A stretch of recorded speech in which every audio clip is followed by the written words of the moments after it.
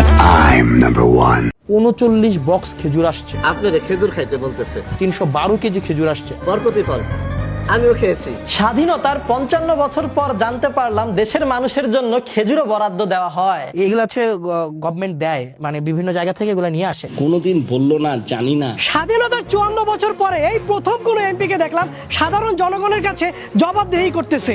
মানুষ আমাদেরকে অনেক আস্থা নিয়ে নির্বাচিত করেছে। স্বাধীনতার 54 বছর পরে এই প্রথম দেখলাম কোন এমপি স্বচ্ছ হিসাব দিচ্ছে। দেবিদ্বারের কার্যক্রমের সবকিছুই আপনাদের সামনে স্বচ্ছতা, স্পষ্টতা এবং জবাবদিহিতার মাধ্যমে নিশ্চিত করা হবে। স্বাধীনতার 54 বছর পরে এই প্রথম দেখলাম কোন এমপির এলাকার চেয়ারম্যান মেম্বাররা চাইল ডাইল গম চুরি করতে পারতাছে না। প্রত্যেকটা জিনিস আপনারা হচ্ছেন এই পেজে আপনারা পেয়ে যাবেন।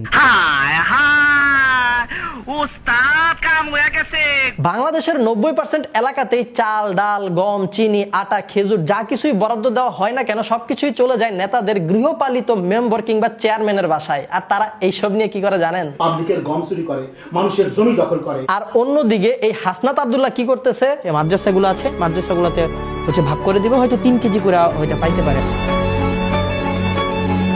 হ্যাঁ, ঠিক এই পরিবর্তনটাই আমরা চেয়েছিলাম। আগামী 5 বছর এমন ভাবে কাজ করব, আমি আপনাদের কাছে আসা লাগবে না, আপনারা আমারে খুঁজে বের করবেন। হাসনাত আব্দুল্লাহ নির্বাচনের আগেই বলেছিল সংসদ সদস্যদের ঘুম হারাম করে দেবেন ইনশাআল্লাহ।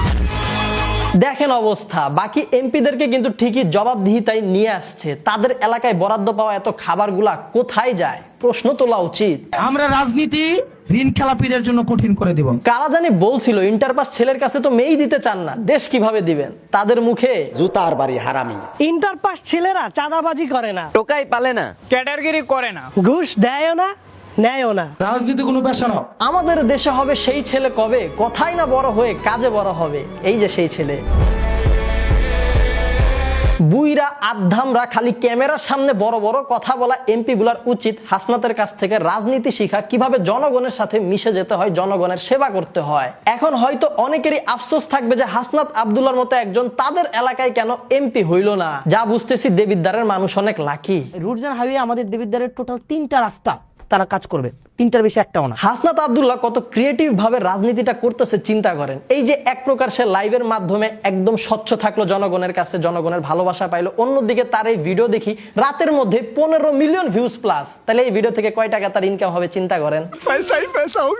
হাসনাত আব্দুল্লাহর প্রতি রেসপেক্ট, এভাবেই সে চলতে থাকুক। হয়তো সামনে আরো অনেকগুলা চমক দিবে আমাদেরকে।